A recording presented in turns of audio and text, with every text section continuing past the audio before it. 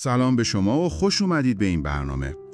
امروز میخوایم نگاه عمیق بندازیم به ایده های اصلی کتاب اثر مرکب نوشته درن هاردی.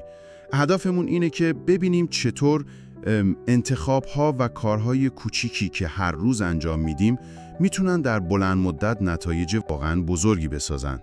دقیقاً. چیزی که خب خیلی وقتا برعکس تفکر رایجه که دنبال موفقیت یه شبه میگرده. همینطوره. نکته اصلی کتاب هم همینه. میگه موفقیت‌های بزرگ، اون چیزای چشمگیر، نتیجه کارهای کوچیک، هوشمندانه و خیلی مهمه، مستمر هستن، نه یهو و اتفاقی. یه فرمول ساده هم داره. انتخاب‌های کوچیک و هوشمند به اضافه ثبات، به اضافه زمان، مساویس با یه تفاوت بنیادی. خب این فرمول به نظر ساده میاد، ولی اون بخش ثبات و زمان فکر کنم اصل ماجراست، نه؟ قطعاً. چالش اصلی همینه. چون نتیجه فوری نمیبینیم، باید صبر کنیم، پیوسته تلاش کنیم. بله، صبر خیلی مهمه و باید کارآمد باشیم توی اون مدت. خب بیایید از اول شروع کنیم. انتخاب‌ها. این که زندگی الانمون نتیجه انتخاب‌های قبلیمونه یکم سنگین نیست؟ چرا هست؟ ولی خب واقعیته. یعنی باید مسئولیت 100% همه چیز رو قبول کنیم، حتی اون تصمیمای کوچیک که شاید فکر کنیم مهم نیستن؟ دقیقاً. و مهمتر از اون، اول باید آگاه بشیم به این انتخاب‌ها. خیلی هاش ناخودآگاهه. هاردی پیشنهاد عملی داره. میگه یه بخشی از زندگیتون که میخواید بهتر بشه رو انتخاب کنید. خب؟ بعد برای 3 هفته ریز به ریز کارایی که در اون مورد میکنید رو بنویسید. بدون قضاوت. آها، مثل یه دفترچه ثبت وقایع؟ آره. اینجوری تازه میفهمید واقعا دارید چی کار میکنید. آگاهی اینجا کلیده. یه نکته جالب دیگه هم در مورد شانسه. شانس؟ مگه اون دیگه دست ماست؟ کتاب میگه تا حد زیادی آره. شانس از نظر هاردی یعنی آمادگی، یعنی مهارت هاتون به علاوه نگرش مثبت، به علاوه فرصتی که پیش میاد یا خودتون میسازید و مهمتر از همه اقدامی که میکنید. پس شانس هم یه جورایی ساختنیه. بله، منتظرش نمیشین، میسازیمش. خب پس انتخابای آگاهانه رو انجام دادیم. حالا چی؟ چطور اینا رو تبدیل به رفتار دائمی کنیم؟ میرسیم به عادت‌ها؟ دقیقاً، عادت‌ها. میگن 95% کارای ما از روی عادته. 95%؟ خیلی زیاده. آره، نشون میده چقدر قدرتمندن. برای همین باید آگاهانه عادت خوب بسازیم. و کتاب میگه فقط اراده کافی نیست، درسته؟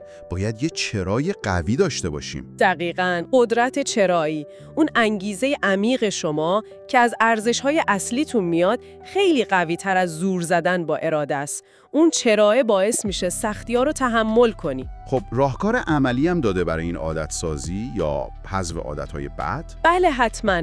برای حذف عادت بد، اول محرکاش رو بشناسید. چی باعث میشه اون کار رو بکنید؟ مثلا استرس یا بیکاری؟ میتونه باشه.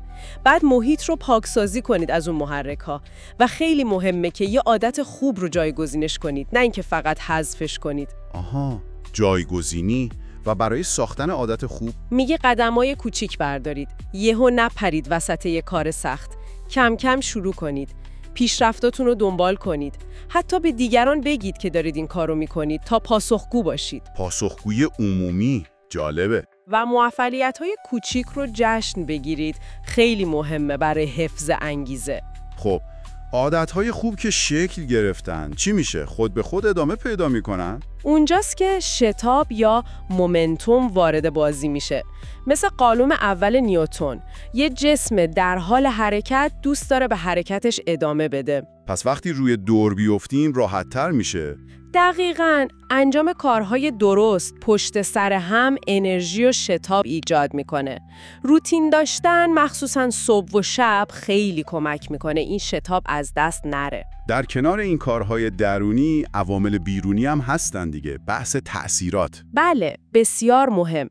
2 تا چیز اصلی، ورودی‌های ذهنی و آدمایی که باهاشون وقت میگذرونیم. ورودی ذهنی یعنی چی؟ یعنی هر اطلاعاتی که به ذهنمون راه میدیم، اخبار، شبکه‌های اجتماعی، کتاب، پادکست، همه چی، باید آگاهانه ورودی‌های منفی و بیفایده رو کم کنیم. یا دنبال کردن اخبار بد بیپایان. آره، و جاش رو با چیزای مثبت و آموزنده پر کنیم. کتاب صوتی، پادکست مفید. و آدما هم همینطور. معاشرت با آدمای مثبت و الهام بخش ما رو بالا میکشه.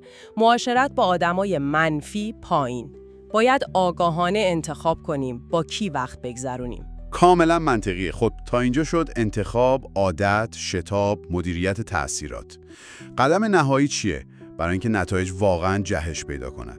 شتاب بخشیدن، یعنی فراتر رفتن از حد انتظار. فقط به انجام وظیفه اکتفا نکنیم.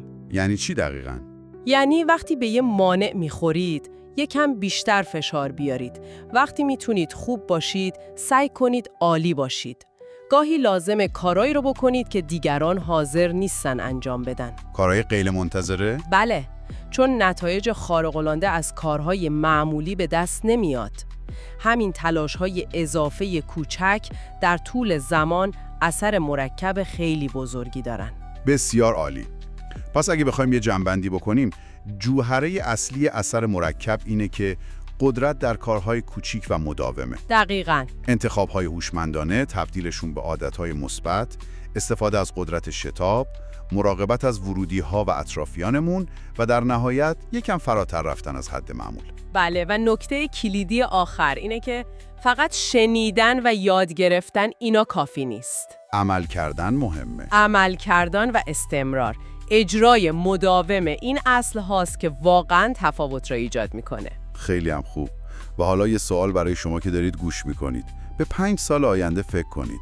اگه از همین امروز فقط یک انتخاب کوچیک و هوشمندانه رو انتخاب کنید و هر روز با ثبات انجامش بدید، فکر میکنید چه تغییری در زندگیتون ایجاد میشه؟ کدوم عادت کوچیک میتونه بزرگترین اثر مرکب رو برای شما به وجود بیاره؟ ممنون که در این بررسی با ما همراه بودید.